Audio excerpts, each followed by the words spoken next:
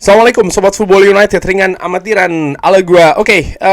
Ada sebuah artikel dari ESPN, espn.co.uk yang ditulis oleh Rob Dawson. Judulnya membahas bulan pertama Ruben Amorim sebagai manajer Manchester United. Jadi ada beberapa hal yang ditulis di artikel tersebut, tapi yang menurut gua menarik dan akan gua bawa ataupun dibahas di video kali ini adalah ada sebuah bagian dari artikel tersebut yang berjudul, subjudulnya berarti ini ya, apa yang akan dibawa oleh Ruben Amorim di Manchester United pada bulan kedua, di mana ya Ruben Amorim datang di bulan November, berarti bulan Desember adalah bulan pertamanya dari bulan Desember ke bulan Januari. Jadi bulan Januari tahun 2025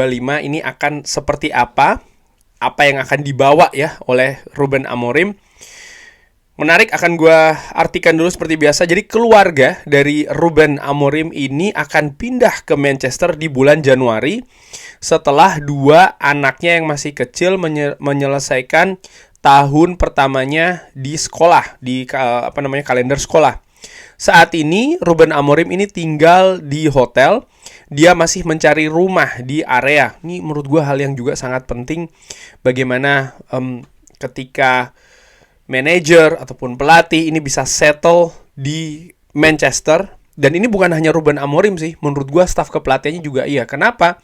Sebagai seorang manusia biasa, mereka juga punya keluarga dan sangat wajar ketika keluarga itu ditempatkan sebagai prioritas pertama. Dan saat ini mereka jauh ya menurut gue, jadi unsur kenyamanan dan hal-hal yang terkait dengan situasi personal ini juga menurut gue vital bahkan bagi Ruben Amorim beserta dengan staf kepelatihan Manchester United. Dia direncanakan akan menghabiskan waktu Natalnya untuk bekerja, di mana Manchester United akan menghadapi tim yang juga sedang berjuang ya, Wolverhampton Wanderers di Molineux di Boxing Day. Dan akan melakukan sedikit perayaan bersama dengan stafnya setelah latihan. Karena jadwal dari Manchester United ini sangat hektik di 3 pertandingan dari tanggal 22 Desember sampai dengan tanggal 30 Desember. Keluarganya akan menghabiskan Natal di Portugal dan akan travel ke Manchester United di tahun baru. Jadwal Natal bagi Ruben Amorim adalah hal yang harus diatur, dengan sumber mengatakan kepada ESPN dia ini sangat mengandalkan data performa ya dari para pemain yang didapatkan dari latihan dan juga dari permainan.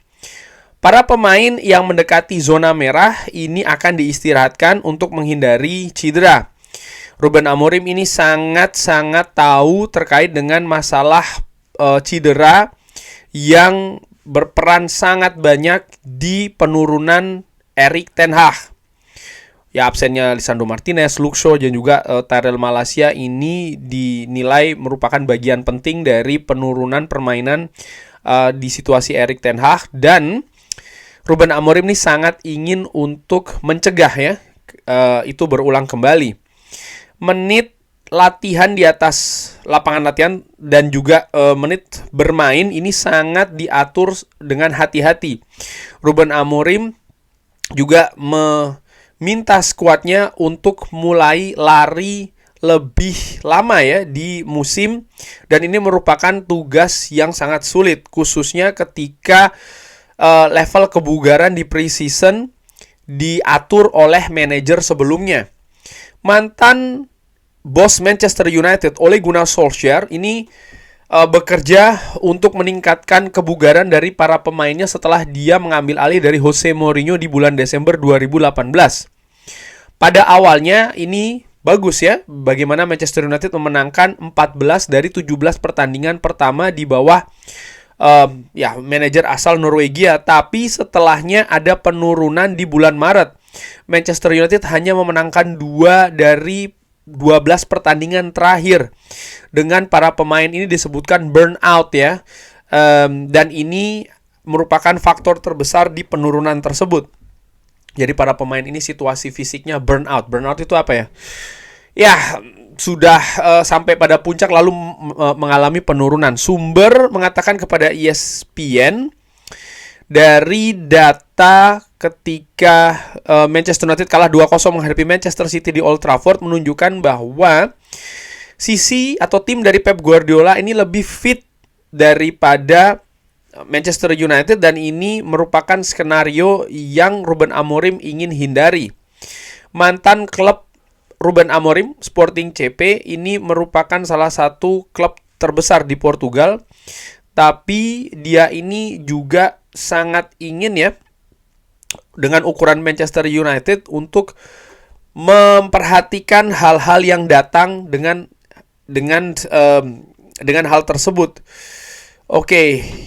Jadi disebutkan memang ini dia mengatur betul situasi di Manchester United, terutama terkait dengan situasi fisik dan tadi ya terkait dengan Sporting.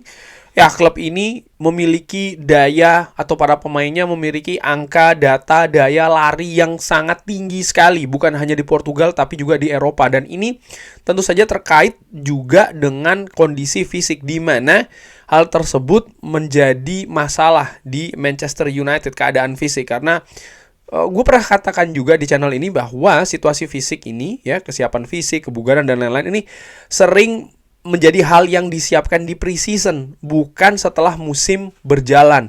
Sangat sulit sekali menurut gue. Yang paling bisa adalah bagaimana memaintain, merawat supaya situasi kebugaran fisik ini tidak drop. Dan dari artikel di ESPN nampaknya itu yang akan terjadi di bulan kedua dari Ruben Amorim di Manchester United. Jadi ketika memasuki periode akhir tahun dan juga nanti di bulan Januari, Ruben Amorim ini akan sangat mengatur menit bermain dari para pemainnya di atas lapangan, dan juga akan mengontrol ya, melihat data-data terkait dengan kebugaran di lapangan latihan. Mereka tentu saja tidak diharapkan akan burnout seperti kayak periode Ole Gunnar Solskjaer. Artinya para pemain Manchester United ini menderita kelelahan di periode akhir musim, di mana ya ini bisa tambah gawat karena melihat posisi dari Manchester United saat ini juga sedang tidak dalam situasi ataupun posisi di atas kan ya, dia lebih di tengah, sehingga kalau mereka nanti drop di akhir musim justru bisa berabe. Dan dari situ nampaknya pendekatan berbeda nih. Ruben Amorim mengatur betul bagaimana kondisi kebugaran fisik dari para pemain ini tetap terjaga, tapi konsep sistem bermain yang diinginkan ini bisa terus berlanjut prosesnya di Manchester United. Dan ini menurut gue merupakan tantangan yang harus dihadapi, di mana keadaan personal dari Ruben Amorim ternyata ketika dia pindah dari Portugal ke Manchester juga masih belum tuntas 100% ya, karena walaupun ada asisten, mungkin ada agen dan lain-lain yang membantu keluarga mencari rumah dan lain-lain, tapi kan tentu saja dia juga ingin terlibat di hal tersebut ya kan.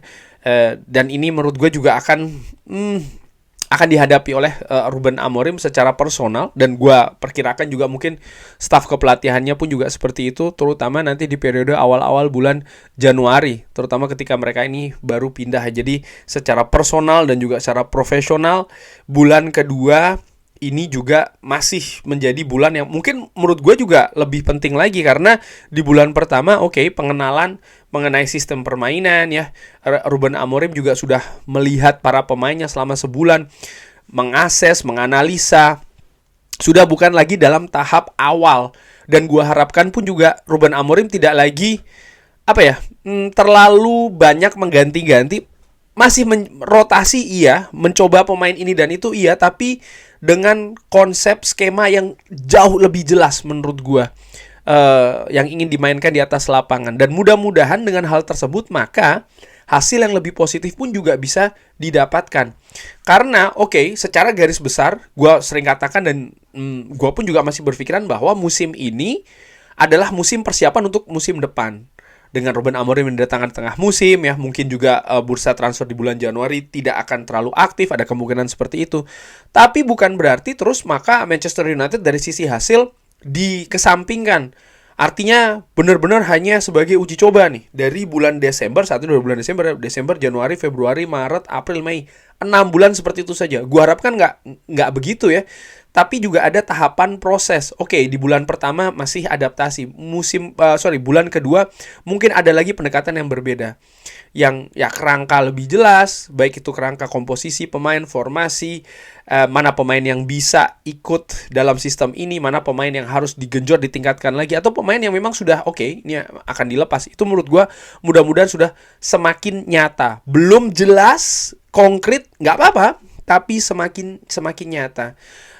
Dan ya gue ulangi lagi seperti tadi dikatakan oleh ESPN bahwa memang situasi fisik dari pemain Manchester United ini juga menjadi hal yang sangat rawan, dan ini tidak bisa dikesampingkan saja dengan oke, kita pakai 3-4-2-1, gaya permainan agresif, intensitas tinggi, ayo seperti ini. Enggak, bisa-bisa pemain tidak siap secara fisik lalu banjir cedera lagi, dan ini akan membuat justru bangunan yang sedang pelan-pelan disusun bisa kolaps ya, dan gue harapkan tidak seperti itu.